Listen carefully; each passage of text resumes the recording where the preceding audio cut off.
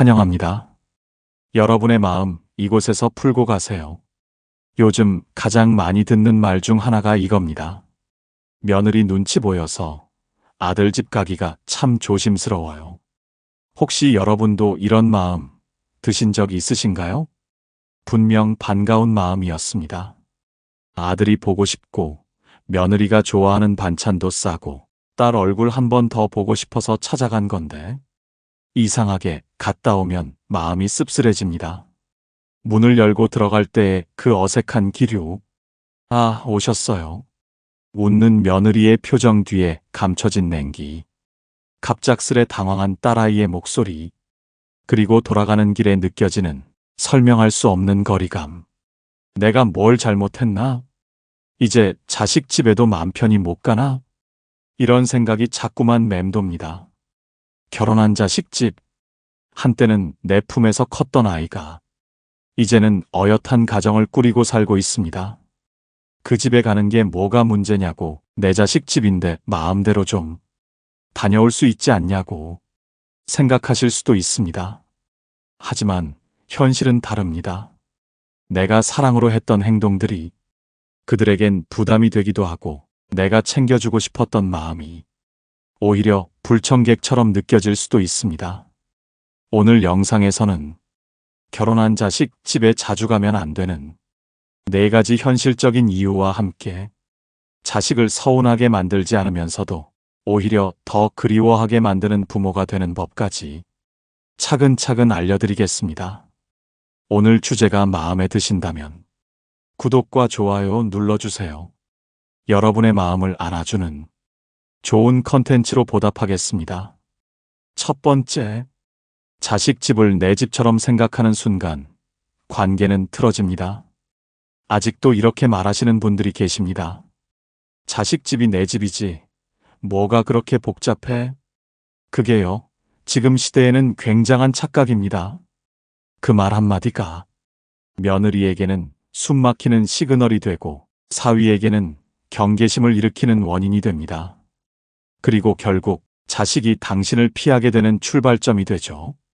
요즘은요, 부부가 우리만의 방식으로 가정을 꾸려가는 걸 가장 중요한 가치로 여깁니다.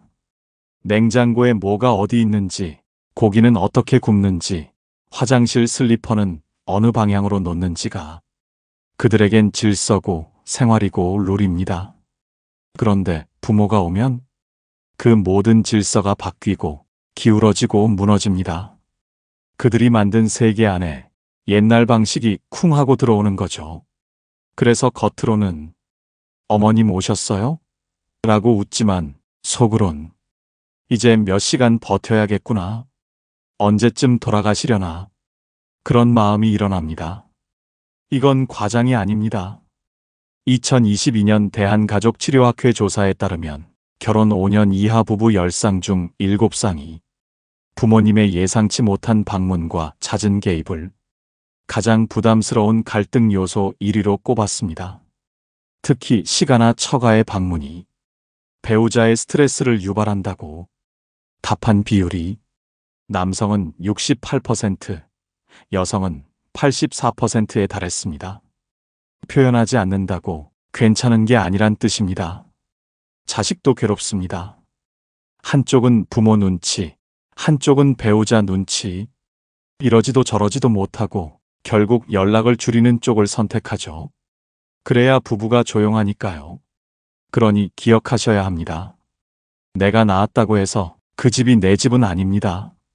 그걸 인정하지 않으면 서운한 일은 점점 많아지고 자식의 마음은 점점 멀어집니다. 고대 철학자 에픽테토스는 이렇게 말했습니다.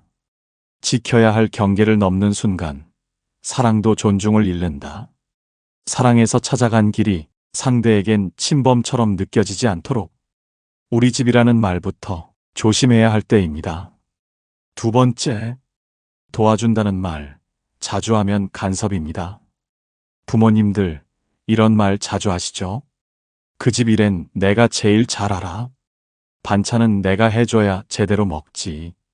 내가 없으면 아직 애들이 뭘 몰라. 사실 다 사랑에서 나온 말입니다. 그 마음 누가 모르겠습니까? 하지만 문제는 그 사랑이 너무 자주, 너무 깊게 끼어들면 상대방은 감사보다 피로감을 먼저 느낀다는 겁니다. 나는 도와준 건데 왜 싫어하지? 이건 부모의 관점이고요. 자식 부부의 입장은 이렇습니다. 우린 우리 방식이 있어요. 자꾸 바꾸지 마세요. 한 어머니는 이랬습니다. 며느리 맞벌이라 힘들까봐 김치, 반찬, 고기까지 다 싸들고 가서 냉장고를 채워줬죠. 근데 그날 밤 아들한테 이런 문자가 왔습니다. 엄마, 민정이가 좀 부담스러워해요. 엄마 음식 고마운데 다음부턴 그냥 놔두고 가시면 좋겠대요. 순간 머리를 탁 맞은 기분이 들었다고 하셨습니다. 내가 뭘 잘못한 거지? 저게 잘못인가? 그렇습니다. 잘못은 아닙니다. 하지만 지금 시대에선 과한 친절이 사적인 경계를 침범하는 일이 되는 겁니다. 심리학자 데보라 테너는 이렇게 말했습니다. 부모의 조언은 도움이라는 이름으로 포장된 통제다. 그 말을 들은 젊은 세대는 고개를 끄덕이며 이렇게 대답했습니다. 그래서 저는 부탁하지 않은 조언을 제일 싫어해요. 도와주고 싶은 마음, 진심이죠. 하지만 자꾸 그러면 자식 부부는 우리가 부족해서 저러시나? 엄마는 왜 자꾸 본인 방식대로 하시지? 이렇게 받아들이게 됩니다. 그리고 마음을 닫기 시작합니다. 노자는 이렇게 말했습니다. 억지로 끼어들면 관계는 부서지고 비워둘수록 관계는 자라난다. 도움은 요청받을 때만 주는 게 맞습니다. 도움은 줄수록 좋아지는 게 아니라 원할 때 받아야 고마워지는 법입니다. 세 번째, 갑작스런 방문은 편안함을 긴장감으로 바꿔놓습니다. 부모님, 요즘 자식들 부부가 집을 어떻게 여기는지 아시나요? 밖에서는 하루 종일 가면을 쓰고 사니까 집만큼은 누구도 침범하지 않는 성역으로 여깁니다. 말투 조심, 표정 관리, 눈치 보기. 세상에서 진짜 나로 있을 수 있는 딱 한 군데가 집입니다. 그런데 그 집에 예고도 없이 어른이 들어오면 그 순간부터 그 집은 쉼터에서 평가의 무대로 바뀝니다. 청소는 됐는지, 밥은 뭐 해 먹었는지, 아이는 씻겼는지 아무 말 안 해도 며느리 머릿속은 난리입니다. 저 눈빛, 지금 실망하신 건가? 저 말투, 기분 나쁘신 건가? 또 나중에 남편한테 무슨 말 하시려나? 한마디로 오늘 하루 망했다. 그게 자식 집에 어른이 갑자기 오면 진짜로 부부 사이에서 오가는 말입니다. 그리고요, 그 다음부터 어떤 일이 일어나는지 아세요? 다음엔 꼭 연락하고 와달라고 해. 왜 당신은 엄마한테 아무 말도 못해? 엄마가 우리 집을 호텔처럼 드나들어. 싸움이 되고 서운함이 되고 그러다 결국 거리를 둡니다. 부모가 또 오셨다는 소리 듣는 날, 그 관계는 이미 깨진 겁니다. 쇼펜하우어는 이렇게 말했습니다. 진짜 예의는 상대가 쉬고 있을 때 문을 두드리지 않는 것이다. 반가운 마음 이해합니다. 하지만 그 반가움이 상대에겐 스트레스가 되고 있다면 이젠 멈춰야 할 때입니다. 네 번째, 미리 말하고 와도 사실은 부담입니다. 다음엔 미리 말하고 와요. 이 말 들으셨던 적 있으시죠? 많은 부모님들이 그럼 미리 말하고 가면 되겠네 라고 생각하십니다. 하지만 솔직히 말씀드릴까요? 미리 말하고 와도 사실은 부담입니다. 왜냐고요? 문제는 예고가 아니라 오는 것 자체니까요.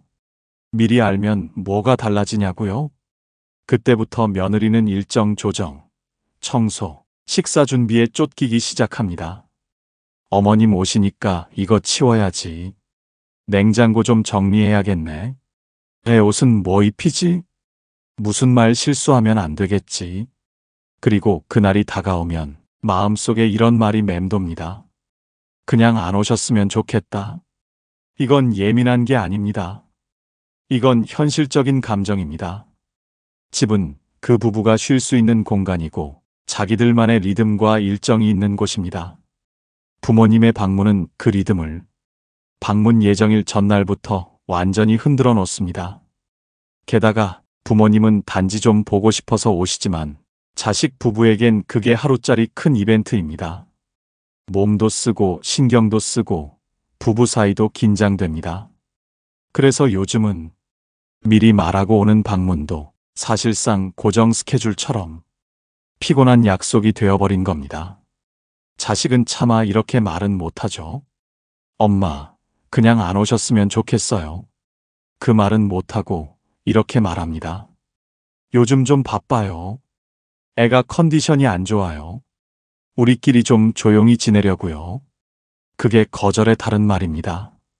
성공하는 사람들의 7가지 습관으로 유명한 자기계발 전문가 스티븐 코비는 이렇게 말했습니다. 사랑은 타인의 시간을 존중하는 데서 출발한다. 정말 자식이 보고 싶으시다면 가는 것보다 더 필요한 건 그들이 편하게 쉬는 일상 그대로를 지켜봐 주는 겁니다. 그렇다면 결혼한 자식은 보지도 말고 찾지도 말고 아예 남처럼 살아야 한다는 말일까요? 서운하시죠? 사랑해서 키운 자식인데 이제는 얼굴 한번 보려면 연락부터 해야 하고 뭐 하나 주려면 눈치부터 봐야 하고 내가 뭘 그렇게 잘못했나?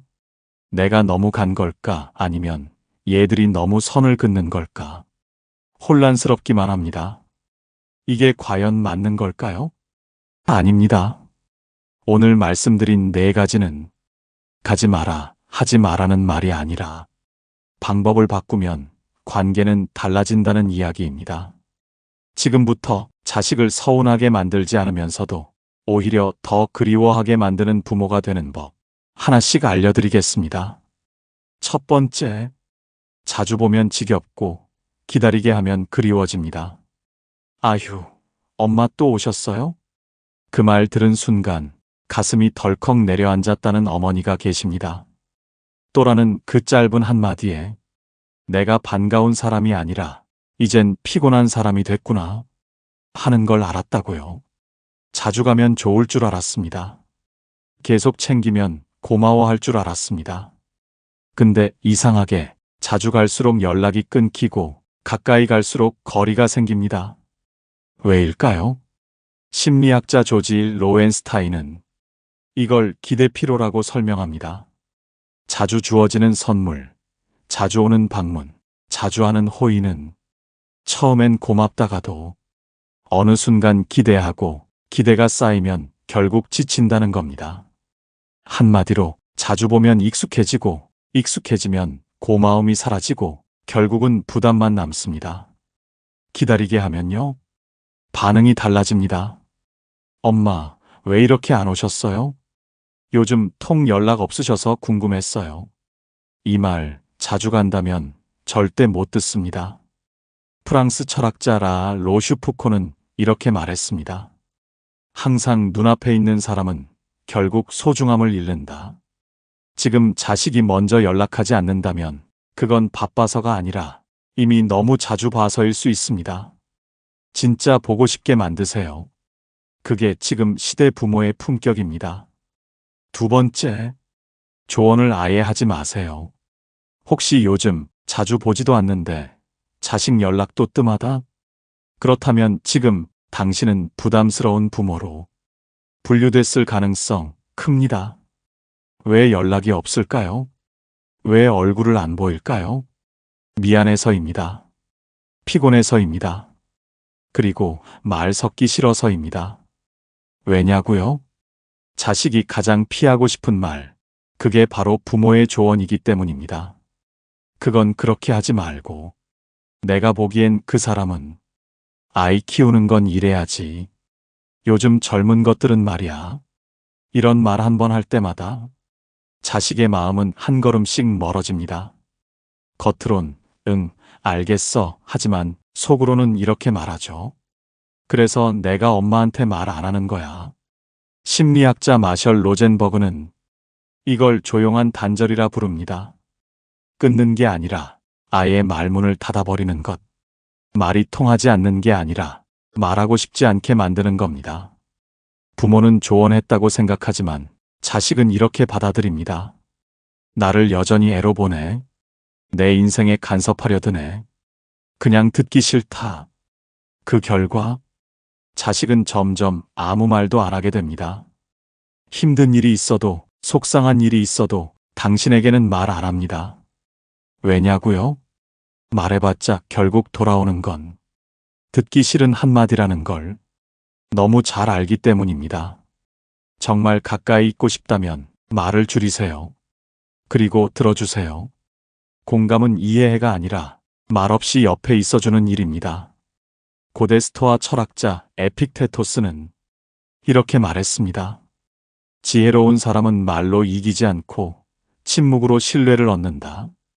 자식을 진심으로 사랑한다면 조용히 그리고 오래 곁에 있어주는 사람이 되세요. 세 번째, 취미를 가지세요. 내가 내 시간을 쓰는 동안 자식은 나를 그리워합니다. 엄마는 요즘 뭐 하고 지내세요? 이 말 자식한테 들어보신 적 있으세요? 이 질문 하나에 모든 게 담겨 있습니다. 관심, 궁금함, 그리고 보고 싶은 마음. 그런데 부모가 항상 자식만 보고 살면 자식은 도망칩니다. 엄마는 왜 나밖에 안 봐요?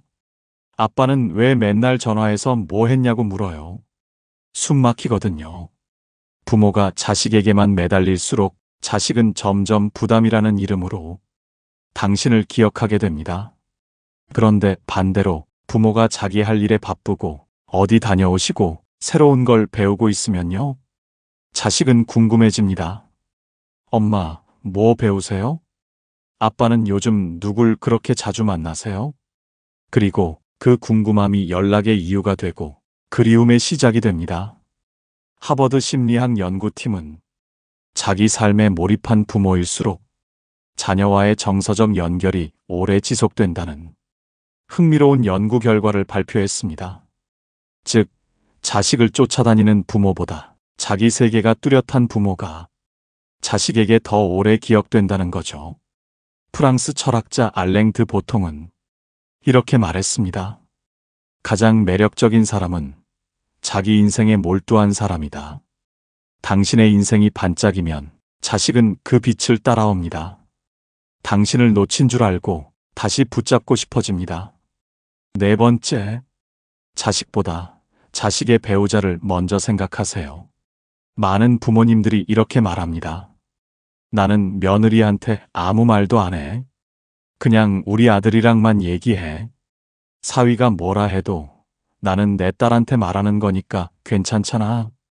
괜찮지 않습니다. 절대 괜찮지 않습니다. 지금 그 말 한마디, 행동 하나가 자식 부부 사이에 조용한 불씨를 심고 있다는 걸 당신만 모르고 있는 겁니다. 결혼한 자식은 더 이상 혼자가 아닙니다. 그 사람의 삶은 온전히 둘의 것입니다. 그런데 부모가 오면 자식은 사이에서 눈치를 봅니다. 엄마 말은 맞는 것 같은데, 근데 저 사람이 또 불편해하니까. 아내 눈치 보이는데 엄마가 계속 저러시니까 미치겠네. 그리고요, 그 긴장이 쌓이면 자식은 이렇게 결심합니다. 엄마랑 거리는 조금 둬야겠다. 당분간 말 안 해야겠다. 왜냐고요? 당신이 불편한 게 아니라 그 사람이 불편해하는 당신을 감당하기 힘들어서입니다. 부부는 한편입니다. 며느리가 불편하면 아들도 불편하고 사위가 불편하면 딸도 괴롭습니다. 정말 자식과 오래 가고 싶다면 자식을 보지 말고 자식의 배우자를 먼저 보세요. 그 사람이 편해야 자식도 당신을 지킬 수 있습니다. 심리학자 존 가트맨은 부부의 안정성을 높이는 핵심 요소 중 하나로 외부 스트레스 요인으로부터 배우자를 보호하는 것을 꼽았습니다. 그리고 가장 흔한 스트레스 요인이 배우자의 부모, 즉 시부모와 장인장모였습니다. 철학자 사르트르는 이렇게 말했습니다. 지옥은 타인의 시선 속에 있다. 며느리, 사위는 말은 안 해도 표정, 뉘앙스, 방문 빈도, 조그만 말투까지 다 느끼고 있습니다. 정말 자식을 사랑한다면 그 사람의 배우자를 편하게 해주세요. 그게 결국 자식을 가장 오래 따뜻하게 곁에 두는 방법입니다. 5번째, 무엇을 줄까보다 무엇을 안 줄까를 고민하라. 부모는 평생 줍니다. 반찬, 돈, 시간, 체력, 말, 사랑까지 줄 수 있어서 주고 주지 않으면 안 될 것 같아서 줍니다. 그런데 말입니다. 진짜 어른은요, 뭘 줄지보다 뭘 안 줄지를 먼저 고민합니다. 김치도 너무 자주 갖다 주면 냉장고가 터지기 전에 며느리 속이 먼저 터집니다. 도움도 타이밍 맞춰야 고맙지, 원하지 않을 때 건네면 그건 간섭이고 피로입니다. 한 자식은 이런 말도 못하고 냉장고 문을 조용히 닫습니다. 그리고 마음도 같이 닫습니다.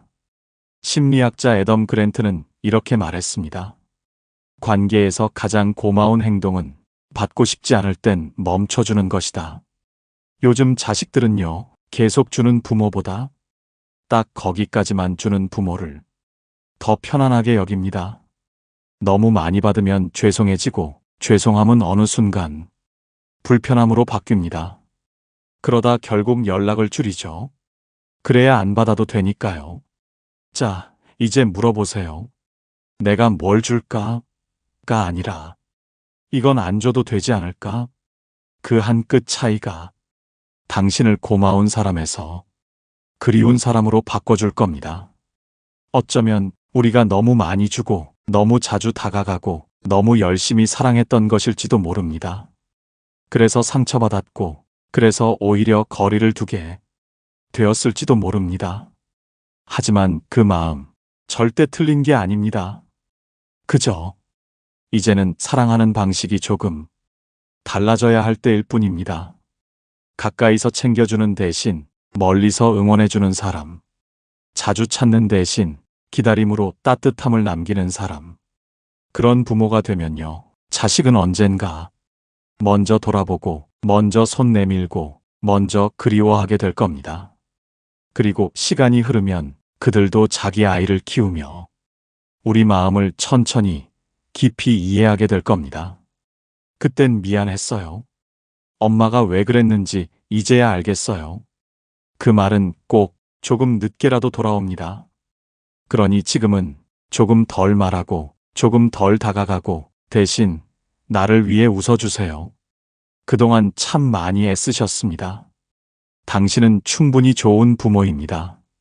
오늘 영상을 보며 여러분은 어떤 생각이 드셨나요? 여러분의 경험과 생각을 댓글로 나눠주세요. 여러분의 이야기가 누군가에게 큰 위로와 깨달음이 될 것입니다. 오늘도 끝까지 시청해주신 여러분께 깊은 감사를 드립니다. 오늘 영상이 도움이 되셨다면 소중한 분들께 공유해주시고 구독과 좋아요로 저를 응원해주세요. 여러분과의 소중한 연결이 저에게 큰 힘이 됩니다. 오늘도 행복한 하루 되세요. 이상으로 마음 풀고 가세요 였습니다.